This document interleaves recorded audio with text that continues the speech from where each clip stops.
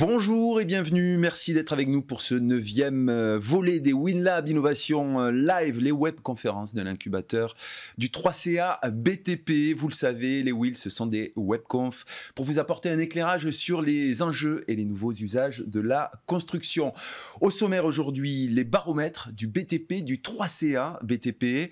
Après des mois d'enquête auprès de tous les acteurs de l'apprentissage, nous ferons un focus sur leur perception, leur satisfaction, leurs attentes, grâce aux résultats récoltés par le 3CA BTP et ses partenaires. Les entreprises actrices de la formation du BTP sera notre premier temps fort. En deuxième partie, nous tenterons de comprendre pourquoi la santé des apprentis est au cœur des préoccupations. Et enfin, nous conclurons ce rendez-vous avec des chiffres forts sur le thème de l'apprenti en formation. Allez, on se lance. Le WinLab Innovation Live spécial baromètre du BTP, c'est parti.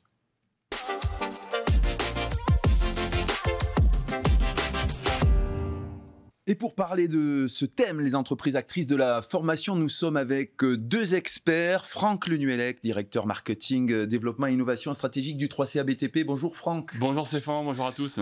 Hervé Dagan, responsable de l'Observatoire études et ingénierie chez Constructis. Bonjour Stéphane, bonjour à tous. Bonjour Hervé. Et avant de se lancer, on écoute tout de suite Christophe Possémé, président du 3CA BTP, qui nous donne son sentiment sur ce thème des entreprises actrices de la formation.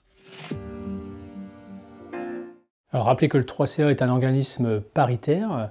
Et donc, nous avons l'ensemble des centres de formation d'apprentis sur le territoire, 1200 centres de formation. Et donc, il est tout à fait normal que le 3CA soit le précurseur et l'ambassadeur sur ces baromètres de la vie des apprentis sur l'ensemble de ces centres de formation. Alors, nos baromètres, déjà, c'est unique dans l'interpro, c'est-à-dire qu'on est les seuls à faire ces baromètres au niveau des apprentis, de la vie des apprentis, mais c'est surtout un besoin quotidien à la fois des entreprises, des centres de formation et du monde de l'apprentissage. Je parle toujours du triptyque au quotidien. Et ces baromètres permettent à tout ce monde de comprendre et de voir la vision future des besoins des apprentis et de sonder aussi les besoins en compétences et des futures formations qu'il pourrait y avoir. C'est également la capacité, on parle souvent de la culture, du sport, de l'apprentissage au niveau de nos entreprises.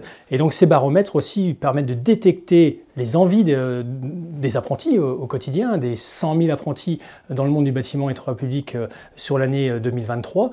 Et donc de permettre à la fois d'accompagner les centres de formation sur leur évolution, mais également les entreprises avec les tuteurs qui sont aussi nécessaires pour comprendre les besoins de ces jeunes et d'avoir des taux de rupture qui baissent dans les mois et dans les années à venir, et donc favoriser une bonne insertion de ces jeunes au quotidien, que ce soit en CAP, en BP ou en Bac Pro pour la plupart de nos jeunes. Alors dans le monde du bâtiment et travaux publics, régulièrement lors de mes déplacements, on me dit quel sera l'avenir pour les salariés des entreprises, quels sont les besoins des entreprises de demain, et ces baromètres justement sur la vie des entreprises, sur la vie de l'ensemble des salariés et des besoins des entreprises est nécessaire et permet en termes de stratégie, on va vraiment parler de stratégie au quotidien, permet de voir et d'avoir une vision sur du moyen et long terme. On parle par exemple de rénovation énergétique, où aujourd'hui, avec RénoBoost par exemple, on a une capacité à cartographier les besoins futurs de nos entreprises en termes de nombre de salariés et en termes de compétences futures de nos salariés.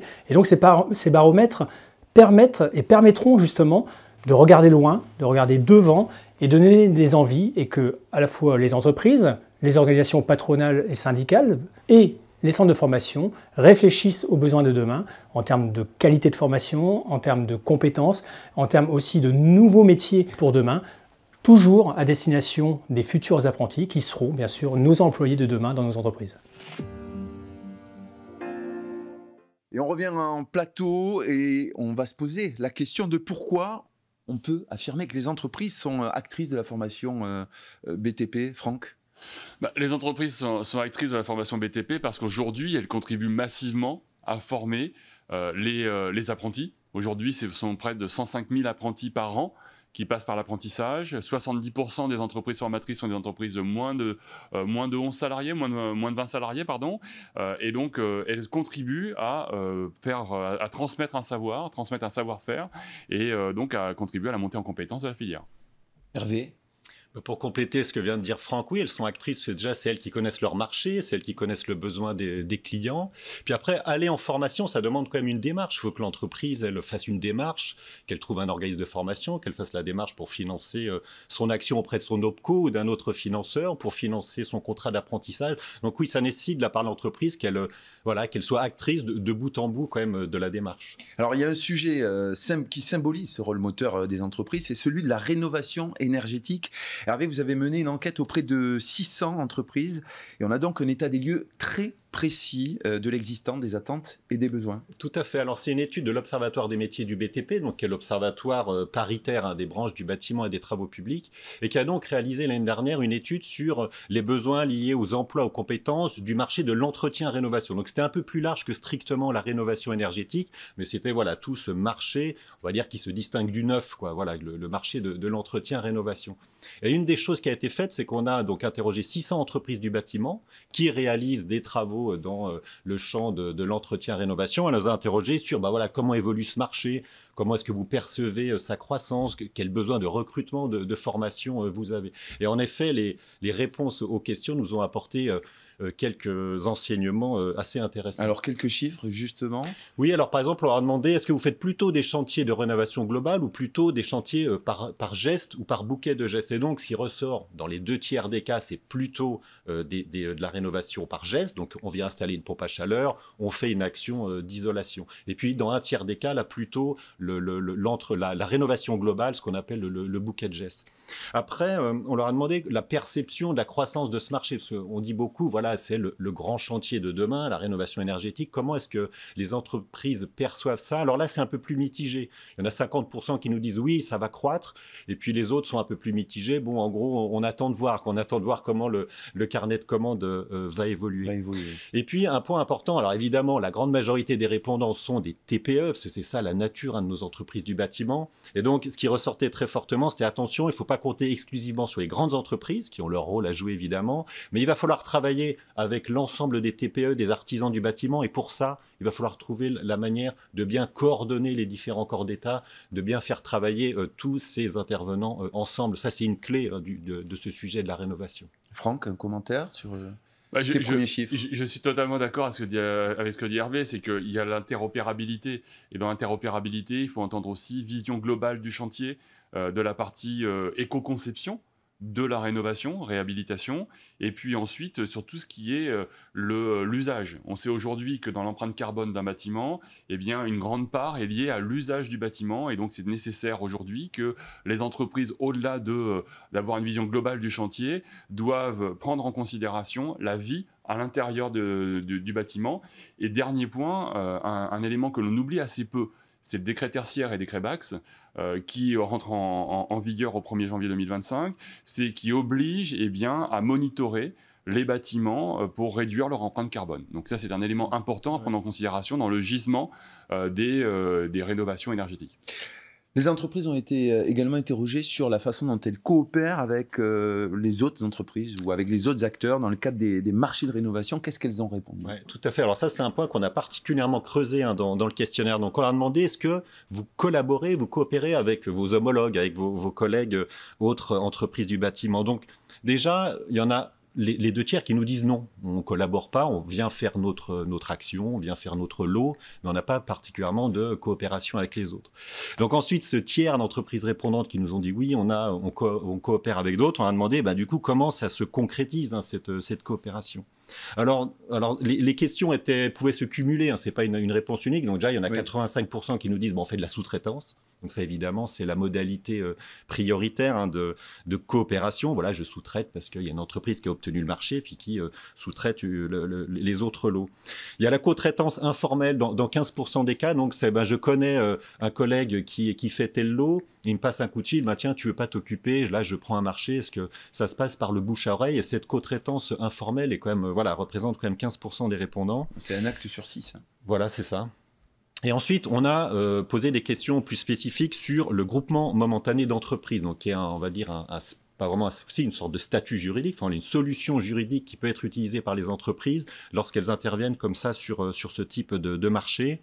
Et la somme, donc il y a différents types de groupements momentanés, la somme de tout ça, ça représente 15% donc du tiers d'entreprises qui nous disent qu'elles coopèrent avec d'autres. Donc globalement, ça représente à peu près 5% des entreprises au total qui ont répondu à ce questionnaire et qui utilisent donc ces statuts de groupement momentané d'entreprise. Je sais qu'il y a pas mal de sujets autour de ce statut-là pour essayer de le favoriser et de le développer un peu plus largement auprès des entreprises. Franck, une réaction aussi là? Oui, alors une réaction, c'est qu'avec l'OPMQ et avec Constructis, nous continuons sur cette trajectoire-là, au-delà des études. Il y a le programme RenoBoost qui vise à anticiper les besoins en compétences et en recrutement à horizon 2030, et donc qui doit nous permettre de dessiner les parcours de formation ad hoc en fonction des besoins qui seront émergents. Rappelons-le, un élément essentiel dans la formation, il faut à peu près 4 ans, 3 à 4 ans pour former un primo-entrant dans le secteur du BTP. Et donc notre rôle aujourd'hui avec ce dispositif, c'est d'aller de l'avant et d'enclencher une mécanique qui part des besoins territoriaux sur les enjeux économiques, les enjeux structurels et les enjeux technologiques, de façon à pouvoir dans le cadre de la stratégie nationale bas carbone, de fournir les 310 000 emplois supplémentaires à horizon 2030 sur le champ de la rénovation énergétique, ou sur la trajectoire tendancielle qui est un peu plus réservée, c'est-à-dire 140 000 équivalents temps plein. Alors, très bel enchaînement, puisque dans ce contexte, justement, les besoins en compétences ont été également sondés auprès des entreprises. On leur a demandé quels étaient leurs besoins, qu'est-ce qu'elles ont répondu. Voilà, alors quels besoins en compétences? Alors, il existe certes des compétences spécifiques de la réno. Voilà, on pose de l'isolation, on pose des pompes à chaleur, mais après, d'une manière générale, on peut dire que ce sont des compétences traditionnelles, classiques du bâtiment, qui s'exercent par contre dans un contexte un peu particulier. Alors, ce qui ressort assez largement de l'enquête, c'est que les entreprises nous disent un chantier de rénovation, d'une manière générale, c'est plus complexe qu'un chantier de neuf. Et pour tout un tas de raisons, c'est qu'alors déjà, il peut y avoir des gens qui habitent, hein, c'est parfois en site occupé. Lorsqu'on vient rénover une maison, les gens ne peuvent pas forcément quitter la maison. Il faut prendre en compte une installation existante qui peut être ancienne, pas très pratique. Donc c'est déjà plus complexe en fait à mettre en œuvre. N'importe comment, hein, en fonction du bâtiment, de l'existant. Voilà, il faut prendre en compte l'existant, on ne peut pas non plus venir tout casser. Et puis il y a des choses à prendre en compte. Et puis ensuite, il y a une dimension service au client, conseil du client qui est très importante. Et ça, c'est revenu vraiment plusieurs fois dans le questionnaire. Les gens nous disent, il faut bien expliquer du coup aux clients ce qu'on va faire, quels matériaux on va utiliser. Les gens sont de plus en plus exigeants dans le bon sens du terme, parce qu'ils veulent savoir quelles sont les performances énergétiques de tel ou tel matériau. Et si je mets plutôt une pompe à chaleur, est-ce que je mets plutôt du photovoltaïque? Comment je vais connecter tout ça? Est-ce que j'utilise plutôt tel matériau isolant plutôt que tel autre? En plus, il y a le sujet des aides, donc il faut parfois aussi accompagner le client pour lui dire comment est-ce qu'il peut obtenir sa prime rénov' ou ce genre de choses. Donc tout ça crée un contexte où les entreprises nous disent le niveau d'exigence augmente et donc nous, on doit monter aussi en compétences pour être à la hauteur. Puis il y a Franck parlait de la vie du bâtiment et en effet, cette notion aussi de service après-vente, de service au client, est importante et les entreprises du bâtiment en prennent conscience et ce niveau d'exigence va certainement aller en s'accroissant dans l'avenir. On n'est pas attendu que sur l'acte de rénovation, mais sur tous les atours, quoi. Hein. Exactement, et donc pour reprendre un sujet qui nous concerne tous, c'est la distinction entre les zones rurales et les zones fortement urbanisées.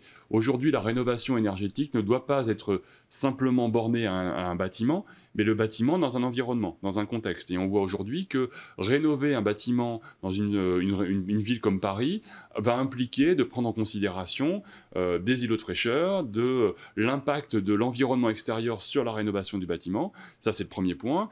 Et au-delà de ce sujet-là, il y a aussi le vieillissement de la population. Tu parlais tout à l'heure, Hervé, de MaPrimeRénov', il y a MaPrimeAdapt'. Et donc, c'est d'intégrer la notion de bien-être, de mieux vivre chez soi, dans le cadre d'une rénovation énergétique globale et performante. Sur le long terme aussi. Tout à fait.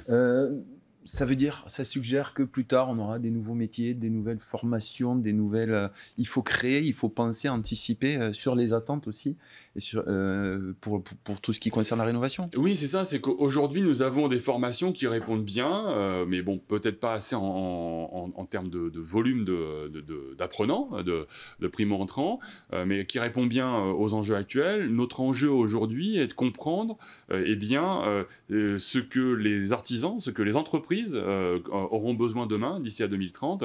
Et donc, l'enjeu de toutes les études que nous menons ou du programme RenoBoost, c'est d'identifier finalement ce dernier kilomètre de la formation pour que l'on puisse, territoire par territoire, adapter les dispositifs d'attractivité, parce qu'on en parle aussi dans nos baromètres, et puis les dispositifs de montée en compétences. Alors justement, quel est le regard de la profession sur la formation ?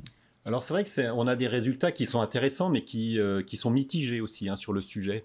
Alors déjà, qu'on leur demande, est-ce que sur cet enjeu de rénovation, est-ce que vous formez vos salariés ou est-ce que vous pensez former vos salariés? Donc ça dépend si on regarde le verre à moitié vide ou à moitié plein, mais il y en a une sur deux qui nous dit aujourd'hui je forme mes salariés en lien avec des chantiers de rénovation. Bon, ça veut dire qu'il en reste peut-être une moitié. Alors après, il y en a 16% qui nous disent je ne le fais pas aujourd'hui, mais j'envisage de le faire. Donc globalement, si on regarde l'ensemble, on peut dire qu'il y a quand même une dynamique et une prise de conscience quand même qui semble assez forte sur la nécessité de former pour s'adapter à ces enjeux-là. Après, le besoin en formation, donc ce qui ressort prioritairement, c'est la compétence technique. Quand même, prioritairement, ce qui ressort, c'est le savoir-faire. Ouais, bien sûr. Il faut savoir installer l'équipement, il faut savoir réaliser les travaux dans de bonnes conditions. Les formations FIBAT, évidemment, sont très souvent citées, parce que pour les artisans du bâtiment, c'est une porte d'entrée importante en termes de formation sur ce sujet de la rénovation. Puis après, autre regard, là aussi, qui est intéressant pour nous, qui sommes le monde de la formation, et qui est aussi important à prendre en compte, mais pas forcément toujours... C'est un retour pas toujours positif des artisans, enfin des entreprises, sur l'offre de formation qui leur est proposée. Ils nous disent qu'en tout cas, ils souhaiteraient une offre de formation peut-être plus proche du terrain, plus en situation de chantier, donc avec des plateformes de formation peut-être qui soient plus adaptées. Et voilà, on creuse un peu la critique que parfois la formation est peut-être un peu trop éloignée des réalités du terrain. Mais c'est souvent difficile sur un centre de formation de recréer des conditions d'un contexte d'entretien-rénovation, non ? Il y a des plateaux techniques. Il faut avoir conscience aussi que les entreprises sont aussi un lieu privilégié de formation. Donc c'est pour ça que on les appelle ces entreprises formatrices. Donc vraiment c'est un juste équilibre à trouver dans un futur proche entre les organismes de formation et les entreprises. Il faut continuer à parler, travailler ensemble et faire évoluer justement tout ça ensemble. Il faut continuer à travailler ensemble. Il faut gagner en agilité. En fait, aujourd'hui, nous sommes dans une ère de l'usage, et donc il faut adapter la formation, le parcours de montée en compétences aux usages. Et donc pour ce faire, nous avons un socle de base que sont les diplômes, et ensuite des éléments d'adaptation avec les certifications, la formation continue, la formation pour faire évoluer les compétences en fonction des besoins tout au long du parcours professionnel. C'est à cette condition-là que l'on arrivera à répondre aux besoins actuels et surtout à venir de la filière. Alors parallèlement, on le sait, vous l'avez évoqué, les entreprises font face à des attentes toujours plus complexes. Qu'est-ce que cela induit ? C'est la satisfaction client finalement dont on parle. Oui, alors ça c'est un événement, un point très, très important qui est ressorti à plusieurs reprises là, dans l'enquête. En effet, la satisfaction du client, cette notion de service au client qui est peut-être moins forte historiquement, peut-être traditionnellement dans le bâtiment que dans d'autres secteurs d'activité du commerce par exemple, mais qui devient vraiment une notion très, très importante et de plus en plus prioritaire. Les principales attentes, Franck, des clients on peut les évoquer. Alors aujourd'hui, pour moi, il y a plusieurs éléments. Hervé l'évoquait tout à l'heure. Il y a cette notion de réemploi qui est croissante. C'est je veux rénover, mais avec... alors on ne parle pas forcément d'impact carbone pour le moment au niveau du grand public, mais je veux rénover en étant plus aligné avec des valeurs de développement durable. Donc là, pour le coup, c'est un élément. Ensuite, il y a aussi la rapidité. Aujourd'hui, nous sommes dans l'ère du service, de l'hyper-réactivité. Donc, lorsque je veux rénover un bien, j'ai besoin d'avoir un retour rapide. Et donc, c'est aussi de pouvoir bénéficier de ce lien permanent avec l'entreprise qui va intervenir, que ce soit in situ chez soi ou par le biais d'un site internet et de la communication, et donc un intérêt croissant pour la digitalisation et puis l'intérêt de l'intelligence artificielle pour arriver à embarquer cette notion de satisfaction client et d'amélioration de la relation. Donc ça pousse aussi le monde du BTP d'être à l'interface des métiers aussi, de devoir se questionner, considérer cette satisfaction, mais pas seulement, pas être prisonnier non plus que de cette satisfaction attendue des clients. On termine en évoquant le devenir des apprentis dans le contexte évoqué. Comment embarquer les jeunes, justement, en termes de qualité, de formation, d'attente ? On sait que les jeunes ont une très forte quête de sens. Oui, alors c'est évident que l'apport des jeunes et des apprentis dans la profession est essentiel. Alors, pour le coup, dans le bâtiment, on pratique l'apprentissage depuis toujours, hein, si je puis dire. Alors, l'Observatoire des métiers du BTP a fait une enquête aussi l'année dernière pour travailler sur le devenir des apprentis, la trajectoire des apprentis une fois qu'ils sortent de leur parcours. Donc, c'est 1000 apprentis qui ont été interrogés au cours de l'année 2023. C'est les apprentis qui étaient sortis qui avaient obtenu leur diplôme, qui étaient sortis de leur contrat d'apprentissage au cours de l'année 2020, et on les a interrogés sur leur devenir 1 an puis 2 ans à la sortie de l'apprentissage. Et c'est vrai que les résultats sont très riches, hein, sont très intéressants. Déjà, première idée, il y a les 2/3 des répondants qui nous disent que c'était un choix raisonné, un choix délibéré d'aller dans un apprentissage dans le bâtiment ou les travaux publics. Ça tord un peu le coup de ce qu'on peut entendre parfois où c'est une voie de garage.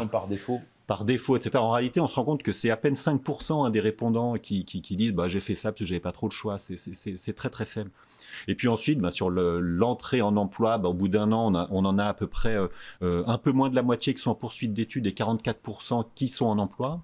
Et lorsqu'on les interroge à plus de 2 ans, là, on en a les 2/3 qui sont en emploi. Et ceux qui sont en poursuite d'études, dans la grande majorité des cas, sont en poursuite d'études toujours dans un cursus en lien avec le bâtiment et les travaux publics. Donc c'est en termes de capacité à garder les jeunes dans la profession, le résultat et plutôt bon. De cette étude sont très très bons, sont très positifs. Ouais. Franck, c'est le fruit d'années de travail finalement tout ça. Mais c'est le fruit d'années de travail et moi j'ai envie de confirmer par rapport au baromètre.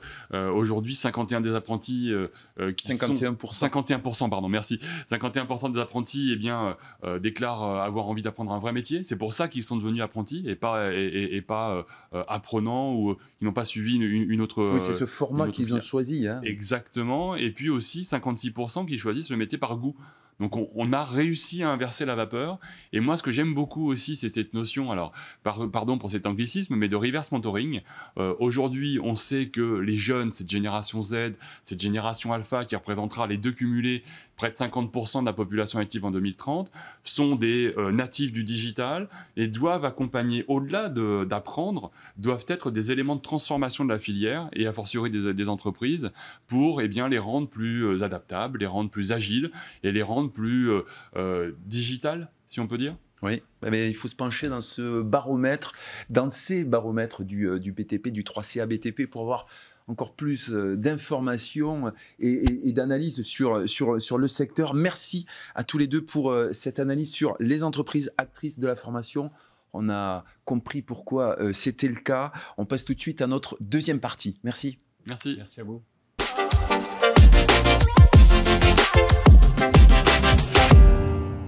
Et nous sommes toujours au cœur du baromètre du BTP, du 3CA BTP, et pour parler du thème, cette fois-ci, de la santé des apprentis, au cœur des préoccupations, avec 3 experts qui nous ont rejoints. Tout d'abord, Isabelle Leroy, responsable offre formation initiale et innovation pour l'OPP BTP, l'organisme professionnel prévention bâtiment travaux publics. Je ne me trompe pas, c'est ça? Impeccable. Bonjour Isabelle.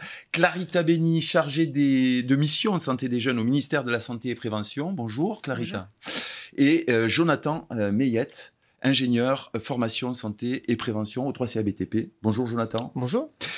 Alors, on va se plonger directement dans ce thème de la santé des apprentis en se demandant d'abord pourquoi c'est un thème clé, Isabelle. Alors, les problématiques de santé, ça peut être une des raisons de rupture de contrat d'apprentissage et donc aussi une raison d'avoir des accidents du travail ou des maladies professionnelles quand les pathologies ne sont pas repérées assez tôt ou qu'elles peuvent s'aggraver lors du poste de travail. Et dans le bâtiment, les postes, il y en a beaucoup avec des risques. Et on sait que la sédentarité, par exemple, c'est un danger silencieux. Oui, effectivement, les apprentis ont des addictions, elles sont repérées, il y en a plusieurs, je pense que Clarita en parlera. Et aussi, effectivement, une certaine sédentarité qui est remarquée et donc qui doit être... on doit faire attention quand ils reprennent une activité professionnelle intense. Clarita, sur la santé des apprentis, sur cette préoccupation majeure. Oui, notre enjeu au sein du ministère de la Santé est de faire en sorte de préserver et d'améliorer la santé de toutes les populations identifiées comme vulnérables, dont fait partie les apprentis notamment. Et selon les enquêtes que nous avons, notamment une étude ESCAPAD de 2022, les apprentis font partie des populations qui sont les plus à risque, avec des consommations qui sont doubles, voire triples par rapport à d'autres jeunes de leur âge, par exemple. Voilà. Jonathan, pourquoi cette préoccupation? La santé est un enjeu majeur pour les 3 acteurs principaux. Les entreprises qui vont avoir besoin de salariés en bonne santé, lutter contre les accidents de travail, les maladies professionnelles. Les apprentis qui vont être confrontés, la tranche d'âge 16-25 ans, à tous les problèmes des adolescents, mais aussi aux problèmes liés au monde du travail. Et les CFA qui, par obligation et par les référentiels, vont y entrer par la formation, mais peuvent l'utiliser comme enjeu majeur de communication ou de différenciation. L'une des questions du baromètre demandait au cours des 12 derniers mois, avez-vous renoncé à des examens ou soins médicaux? Et là, 24,1%, soit un quart des apprentis répondaient oui. Cela confirme ce que vous disiez tout à l'heure, peut-être Isabelle? Alors oui, on constate dans les CFA quelquefois des pathologies qui arrivent, je pense, je me rappelle des soins dentaires qui étaient vraiment des raisons d'arrêter et d'avoir des arrêts de travail pendant le temps de formation et le temps d'entreprise. Et ça paraît étonnant au vu de tout ce qui existe aujourd'hui.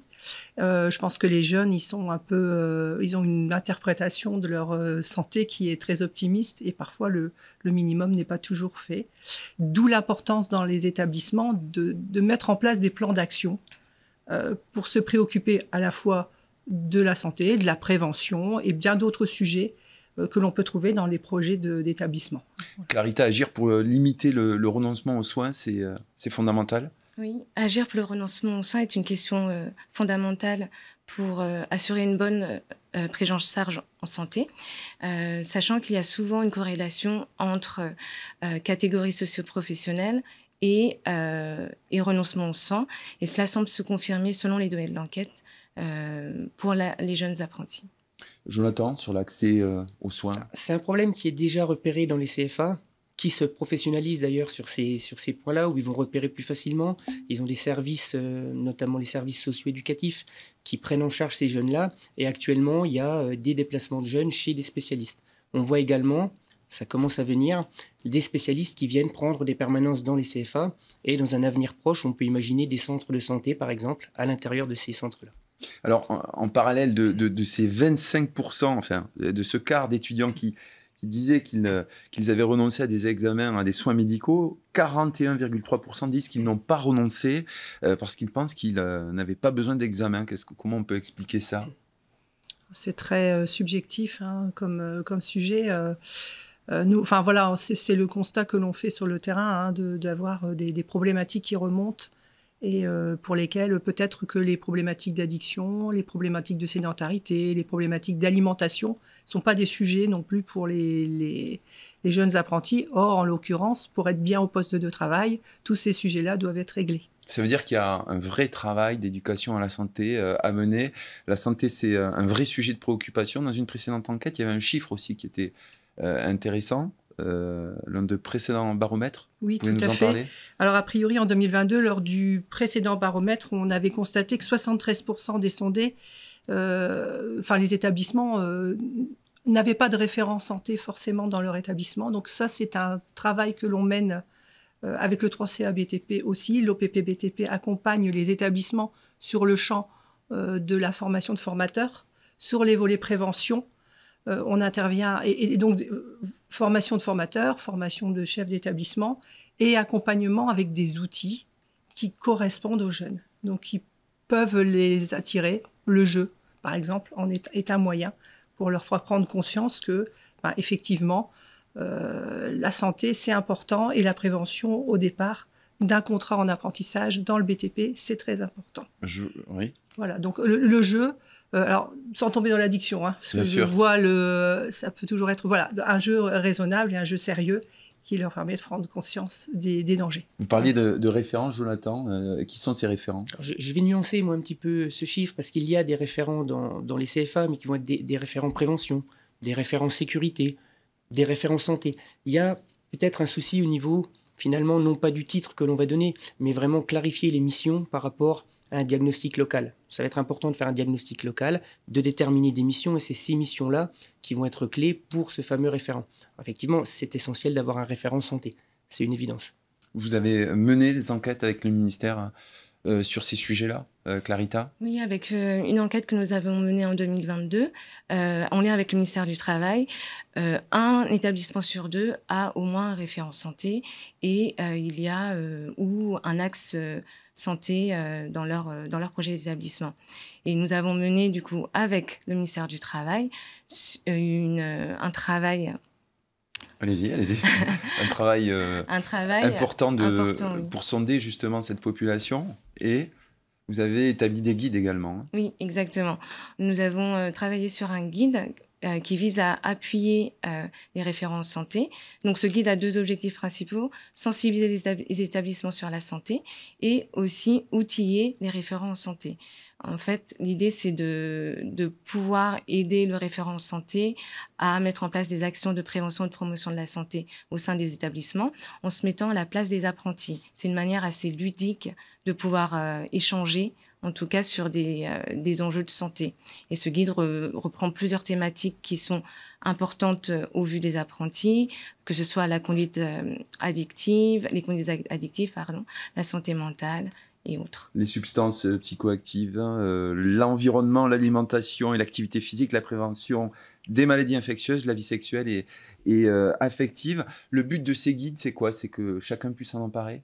Oui, que le référent en santé puisse échanger directement en situation dans la journée, dans la vie quotidienne, et échanger sur une problématique auquel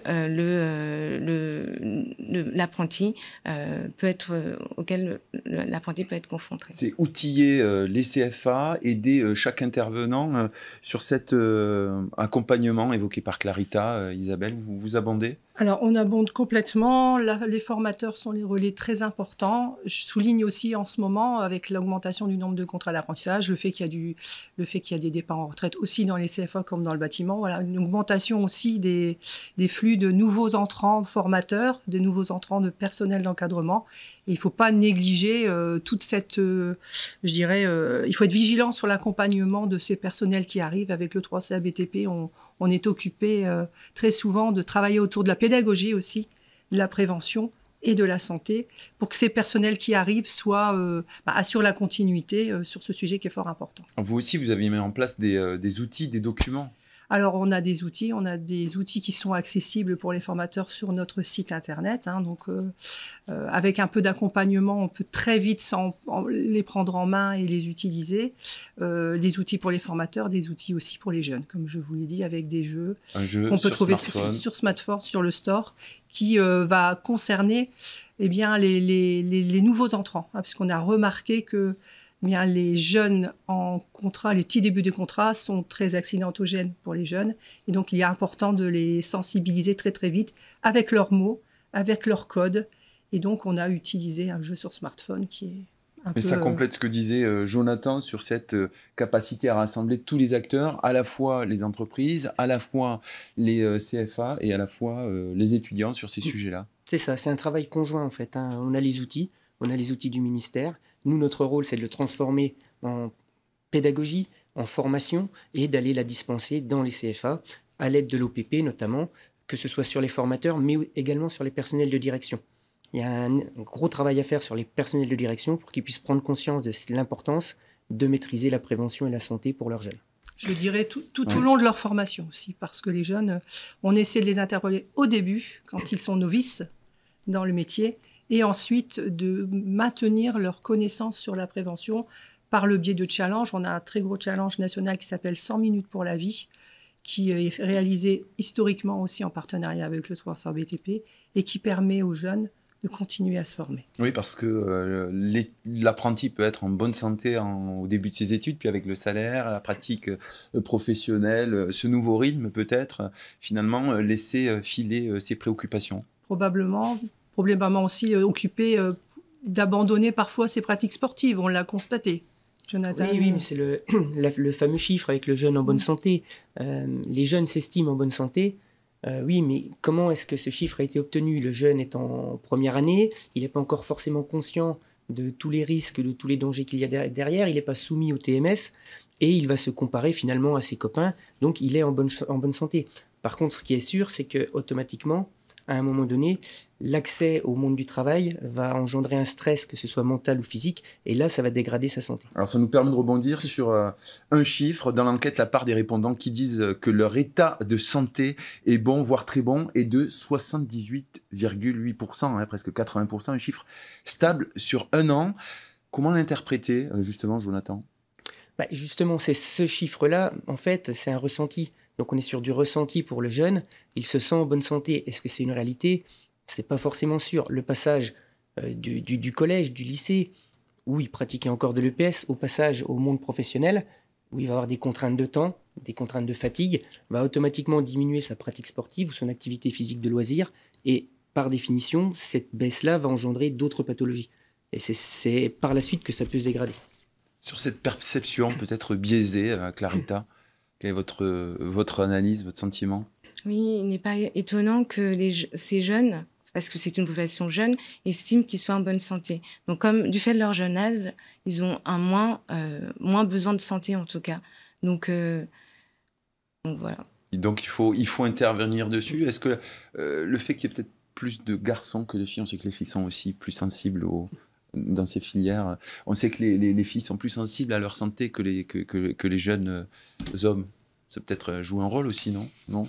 Bon, c'est une bonne question sur les filles. Après, la population féminine augmente de plus en plus. De plus en plus dans les métiers du BTP.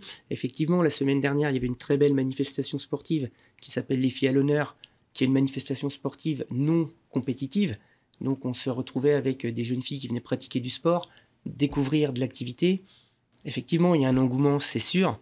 Maintenant, la différence entre filles et garçons, à mon avis, ne va pas être énorme. Sur la perception de la santé des jeunes, par eux-mêmes, en fait, voilà, quelle est votre analyse? On rejoint vraiment ce que le 3CA BTP a constaté. Nous, on pense que sur le sujet du sport en particulier, les rythmes de travail qui arrivent dans la vie des jeunes apprentis font que souvent il y a abandon des activités sportives parce que tout simplement leur vie est bien remplie. En plus, ils n'ont plus de vacances scolaires. Quand ils pouvaient pratiquer du sport, on pouvait le faire. Aujourd'hui, les vacances scolaires étant terminées en apprentissage, ils se calquent au rythme d'un salarié et donc ça a des conséquences. On est persuadé que le sport, c'est vecteur de prévention des risques sous une certaine forme. D'ailleurs, on a un projet dans le cadre de la lutte contre l'usure professionnelle. On a un projet qui est en route sur ce lien entre le sport et la vie professionnelle et de remettre du sport au milieu de la vie des apprentis quand ils n'ont pas pu le conserver. Donc, c'est un vrai sujet. On parle de sport, mais en fait, on parle aussi d'activité physique. Il y a le temps en formation et le temps hors formation sur lesquels il faut agir. Oui, alors c'est vrai qu'il faut vraiment faire attention quand on parle de sport. Il y a toujours cette définition du sport. On sait maintenant que le sport, la compétition, finalement, n'est pas si bénéfique que ça pour la santé. Donc, on s'oriente plus vers de l'activité physique de loisir.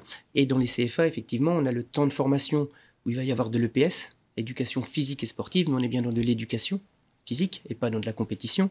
Et le temps hors formation, avec tout ce que les jeunes pourraient faire en dehors des heures concrètes, quoi. Et en fait, c'est l'équilibre entre ces deux périodes qui va permettre de pouvoir répondre en tout cas aux contraintes des métiers et de l'activité physique professionnelle. En fait, c'est une différence entre l'activité physique de loisir et l'activité physique professionnelle. Il faut créer des référents, créer des outils, accompagner chaque partie à l'utilisation de ces outils, continuer à éduquer à la santé, si je résume un petit peu toutes les idées qui sortent des chiffres de ce baromètre.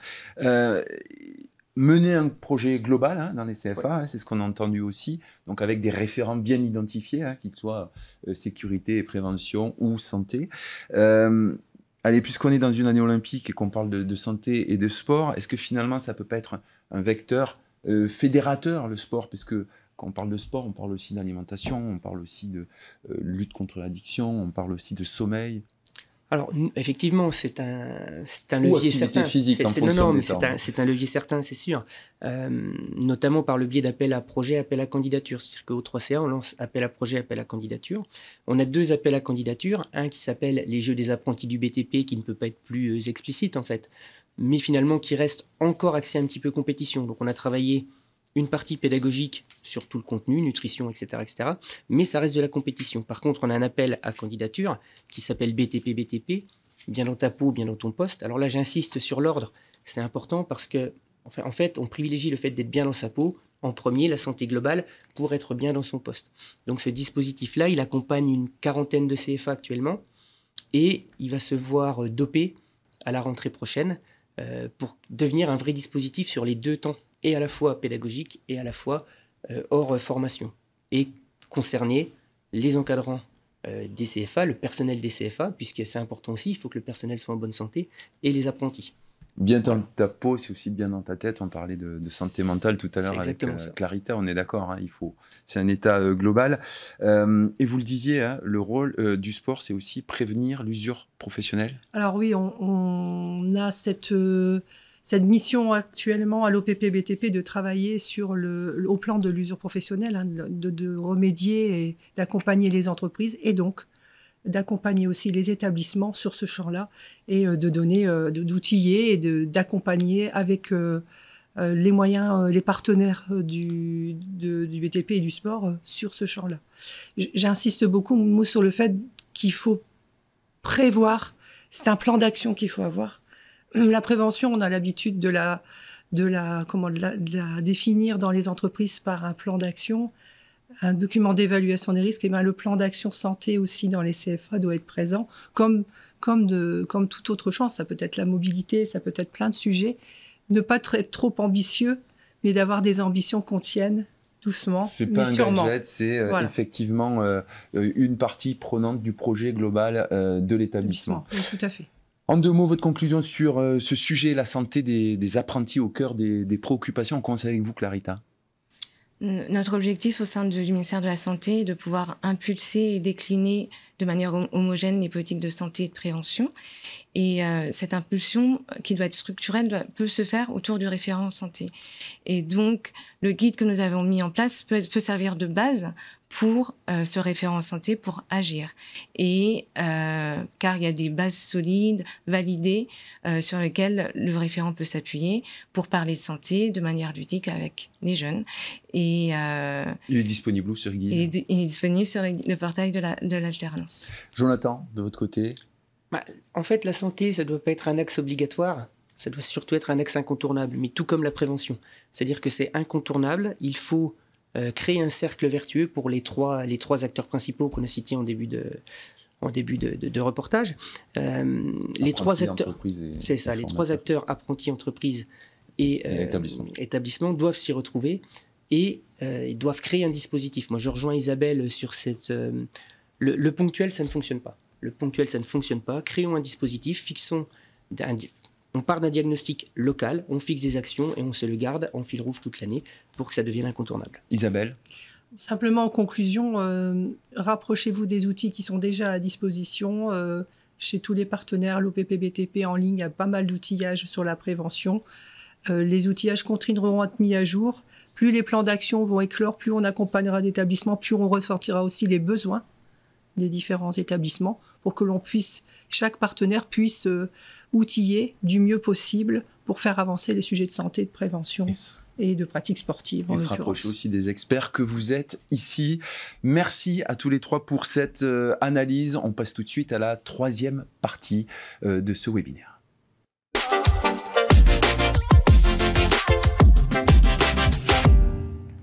L'apprenti en formation, 3e et dernier thème de ce rendez-vous. Et pour en parler, nous sommes avec Martine Lecoeur, chargée d'études emploi-formation au 3CA BTP. Bonjour Martine.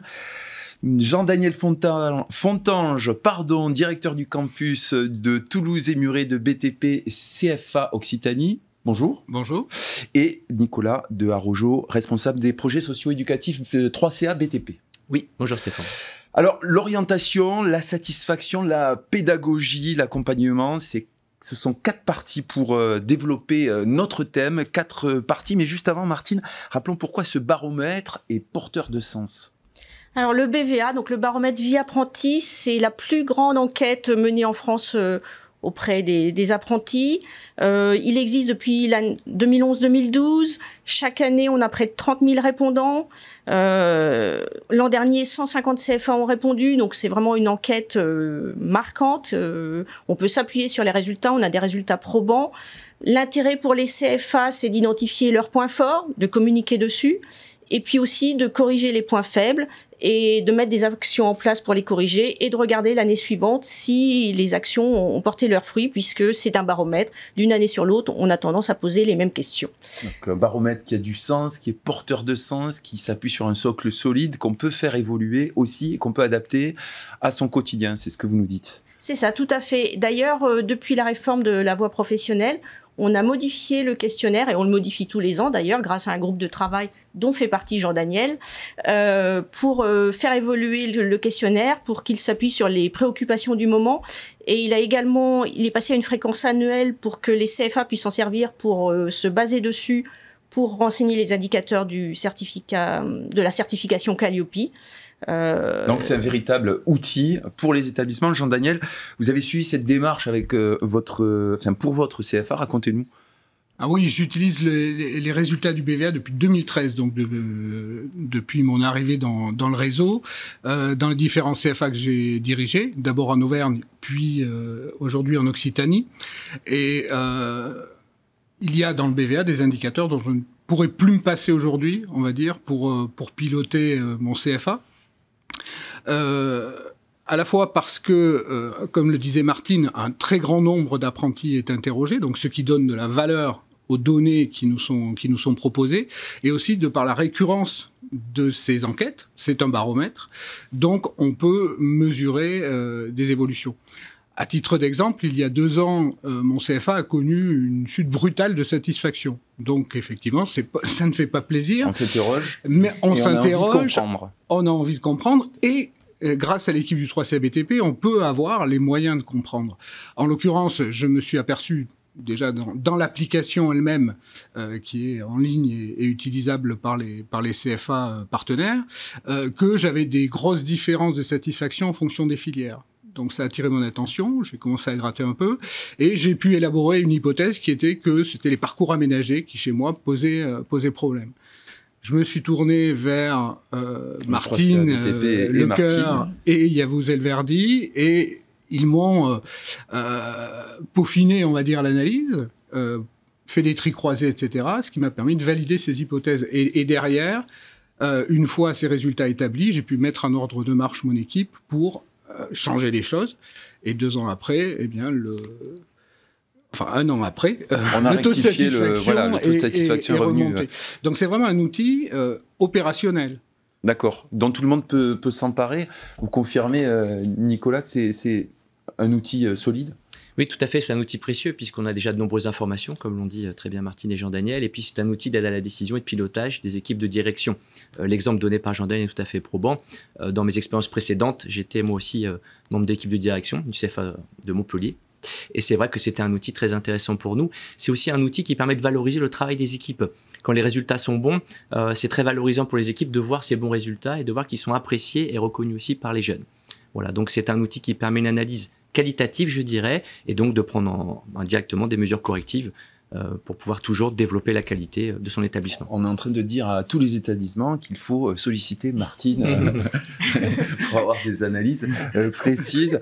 Et ça va vous faire une surcharge de travail, d'analyse, mais ça montre que c'est un outil précieux. Alors justement, l'apprenti en formation, il lui a été demandé dans ce baromètre du 3CA BTP les raisons qui l'ont conduit à faire le choix de cette voie, et je vais énumérer les réponses. Apprendre un vrai métier est apparu important pour 51% d'entre eux. Toucher un salaire, 51% des apprentis. Entrer dans la vie active, 45%. Acquérir de l'expérience, 40%. Et pas envie de continuer à l'école, 34,4%. Votre analyse, Nicolas ? Eh bien, ça démontre toute l'attractivité en fait des métiers du bâtiment et de l'apprentissage dans les CFA bâtiments. On voit que que ce n'est pas une orientation qui est subie ou par défaut. Ces chiffres sont très clairs, ils les énumèrent clairement, et on voit aussi une typologie de public. On peut aussi donner un chiffre supplémentaire, Stéphane, qui est celui en fait des apprenants majeurs, des apprenants adultes qui souhaitent aussi se reconvertir. Donc ils sont de plus en plus nombreux dans nos effectifs. Donc on voit vraiment une vraie orientation par choix, par goût, par envie, voilà. Et l'attractivité des métiers, comme je le disais tout à l'heure. C'est un vrai choix, l'apprentissage, ce format. Oui. À la fois sur le métier et sur la modalité apprentissage. Une réaction, Daniel et... Jean-Daniel et Martine, pardon. Nicolas nous dit que ce n'est pas une orientation par défaut, et j'aurais tendance à aller plus loin et de dire que ce qui est subi, c'est souvent la désorientation vers nos métiers.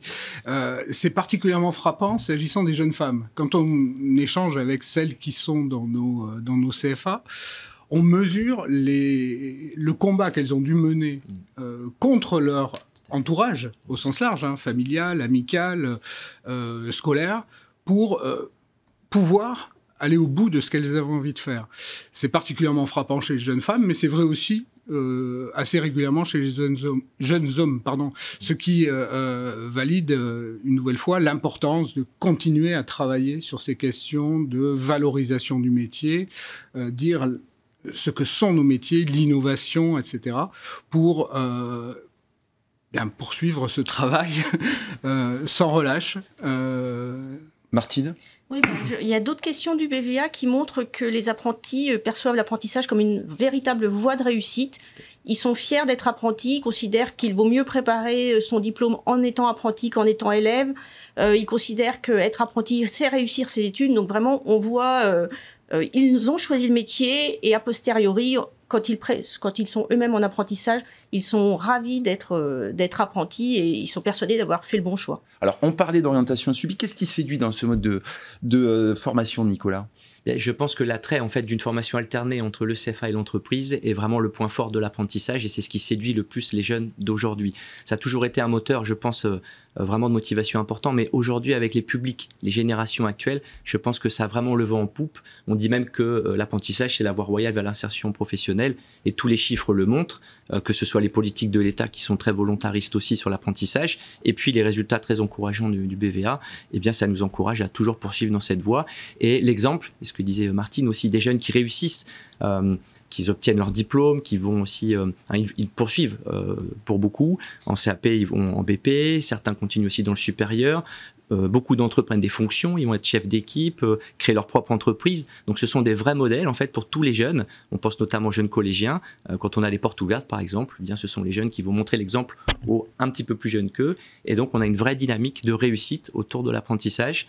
Et cette formation alternée, c'est à mon avis le point fort, entreprise et CFA. Quand on sait que 56% des apprentis ont choisi leur métier par goût personnel ou après un stage, voilà, qu'est-ce que ça nous dit ces chiffres, Martine et Jean-Daniel? Non seulement ils ont choisi d'être apprentis, mais ils ont aussi choisi le métier qu'ils préparent. Donc vraiment, c'est un choix pensé.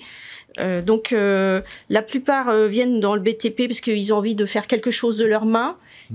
Ils ne veulent pas, comme au collège notamment, rester assis. Ils ont envie de bouger. Donc c'est vraiment ça qui les motive. Et assez souvent, c'est dans le cadre du stage de troisième qu'ils ont pu faire tester, aller dans une entreprise du BTP, et ça a pu leur ouvrir, leur faire découvrir le domaine, ou même conforter leur projet.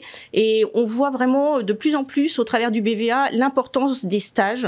Donc maintenant, il est possible d'en faire, il faut maintenant en faire en seconde.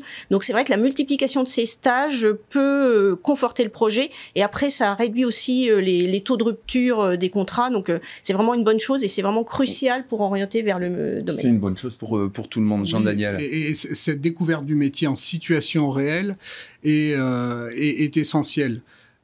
Le stage, c'est pas juste un gadget dans le parcours scolaire, c'est vraiment un outil au service de l'orientation. Pour autant, c'est souvent une contrainte, que ce soit pour les jeunes ou pour les familles, parce qu'ils ont du mal à trouver un stage. Soit le stage de troisième, ou alors le stage de seconde dont parlait Martine, c'est très difficile. Et nous avons un rôle, nous, CFA, pour développer une véritable offre de service en la matière, pour faciliter l'accès à des stages, que ce soit sur nos plateaux techniques ou dans sur les chantiers de nos entreprises partenaires. Alors, après le choix de cursus, une fois la formation vécue, testée, quel est le ressenti de l'apprenti? Eh bien, 83% des apprentis se déclarent satisfaits du CFA. 9 apprentis sur 10 affirment que l'apprentissage a répondu à leurs attentes. Et ce sont des chiffres qui progressent chaque année, Martine. Oui, on peut vraiment parler d'un plébiscite, aussi bien de l'apprentissage et des CFA. Il faut rendre mérite à tous les personnels des CFA. Et avec tout ça, avec tous ces chiffres, rien d'étonnant à ce que les apprentis soient les meilleurs ambassadeurs pour attirer de nouveaux jeunes vers l'apprentissage et vers le BTP en particulier. Jean-Daniel? Ce maintien de nos plateaux techniques à niveau pour satisfaire les appétits d'apprendre des jeunes sur des métiers innovant est essentiel. Et pour cela, nous avons vraiment besoin, et nous avons le soutien des branches professionnelles, aussi bien du bâtiment que des travaux publics, qui, au travers du 3CA BTP d'abord, avec les appels à projets, les appels à candidature, au travers de l'OPCO Constructis, au travers également du soutien que nous gardons des régions, et nous l'espérons de l'État au travers des orientations de France Compétences pour le financement de l'apprentissage, voilà, pour avoir les moyens de garder ces plateaux techniques à niveau. Et vous parliez des équipements techniques, les 3/4 des apprentis s'en disent satisfaits. C'est un chiffre qui a progressé de 16 points sur 10 ans. Ça montre effectivement, ça confirme les efforts engagés. Alors, l'orientation et le cadre sont particulièrement conformes aux attentes, on le voit dans ces chiffres, mais qu'en est-il de la transmission du savoir, de la pédagogie?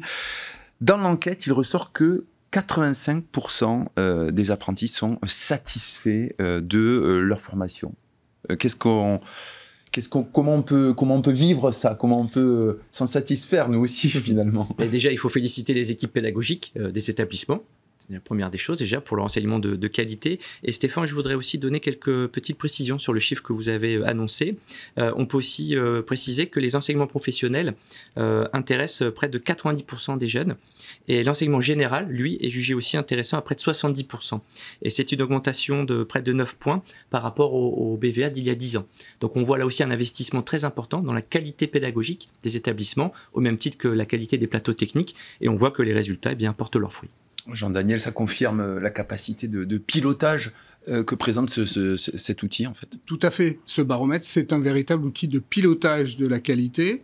Le taux de satisfaction, il faut le mesurer, c'est une obligation. On évoquait Calliope, etc. Mais un taux de satisfaction en soi, ça ne veut rien dire.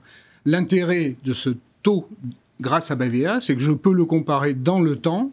J'ai donné un exemple tout à l'heure dans mon établissement. Je peux le comparer avec les autres. Et par exemple, sur l'enseignement général et l'enseignement professionnel, on peut mesurer qu'en 10 ans, l'écart entre les deux se resserre, ce qui valide, en l'occurrence, les choix qu'on a fait en termes d'orientation de notre enseignement général. Si ça ne s'améliorait pas, eh bien, on remettrait en cause nos pratiques. Donc, c'est vraiment un outil pour piloter au plus près la qualité dans nos CFA. On termine avec un focus sur l'accompagnement de l'apprenti. Quelles sont les tendances qui ressortent, Nicolas? Eh bien là aussi, on a des résultats très positifs, Stéphane, puisqu'on voit que l'accueil au CFA, par exemple, est jugé positivement par 85% des apprenants. Donc là aussi, c'est une très belle progression. En 10 ans, on voit une augmentation de 7 points. Donc là aussi, il y a un investissement qui a été fait par les équipes sur la qualité de l'accueil et de l'intégration des jeunes. Je reviendrai tout à l'heure sur le public spécifique notamment. Et puis, on a aussi de très bons chiffres par l'accompagnement. On a près de 82% des apprentis qui sont satisfaits de l'accompagnement au CFA. Donc là, on est plutôt sur les équipes éducatives qui sont elles aussi complémentaires, les équipes pédagogiques, les équipes de direction, les équipes administratives également qui investissent énormément à la fois pour accueillir, intégrer et suivre les jeunes. On peut aussi mettre en place beaucoup de choses au niveau de l'accompagnement dans les CFA et beaucoup de dispositifs sont menés, notamment sur les aides. Donc on peut parler des aides aux apprenants. Là aussi, je crois qu'on peut citer des chiffres qui sont très positifs. On a près de, des 2/3 des jeunes qui se disent bien informés sur les aides, notamment le permis de conduire, très important pour les jeunes, pour leur insertion professionnelle. On voit aussi des chiffres intéressants sur les aides au logement, sur les aides santé. Donc là, il y a un effort qui est fait, très important, sur une communication efficace. Et puis le fait qu'il y ait des personnes référencées dans les CFA, ce qui a beaucoup amélioré aussi l'accompagnement des jeunes à ce niveau-là. Et puis Stéphane, pour terminer 2 points, l'accompagnement social. Donc c'est une mission vraiment extrêmement importante pour l'établissement. Martine tout à l'heure parlait de sécuriser les parcours pour baisser le nombre de ruptures de contrat.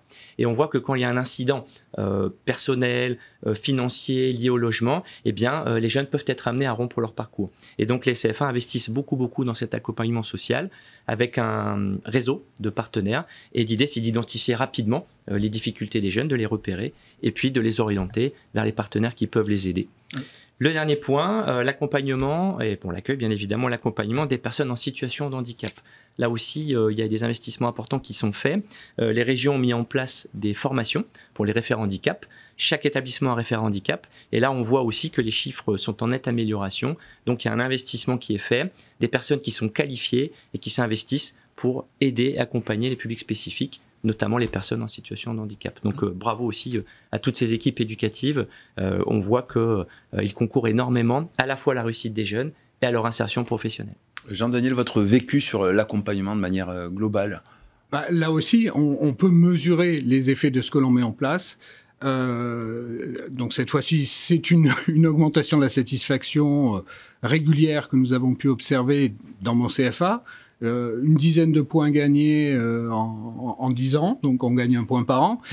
Et tout ça, cela vient valider les choix qui sont faits, formation des délégués, des apprentis, accompagnement des jeunes au travers d'un dispositif que le 3CA BTP appelle aujourd'hui Devenir Pro, qui a été inventé dans mon CFA, je n'étais pas encore là, donc je ne veux pas en tirer les lauriers, d'accompagnement avec des interventions de psychologues pour être à l'écoute de ces jeunes. Donc, une multitude de dispositifs dont on peut, grâce à ce baromètre, mesurer régulièrement les effets. Et c'est ce qui m'importe, moi, en tant que directeur d'un CFA, mesurer l'effet de ce que je mets en place. Eh bien, merci à tous les 3 pour ce décryptage sur les chiffres clés de l'apprenti en formation. Merci à tous les experts présents aujourd'hui d'avoir contribué à nourrir ce WinLab Innovation Live dédié au baromètre du BTP, du 3CA BTP. Merci à vous de nous avoir suivis chez vous, au bureau, sur les chantiers ou dans les transports. On se retrouve très vite pour éclairer à nouveau ensemble les enjeux et les nouveaux usages de la construction. À très bientôt. Merci et bonne journée à vous.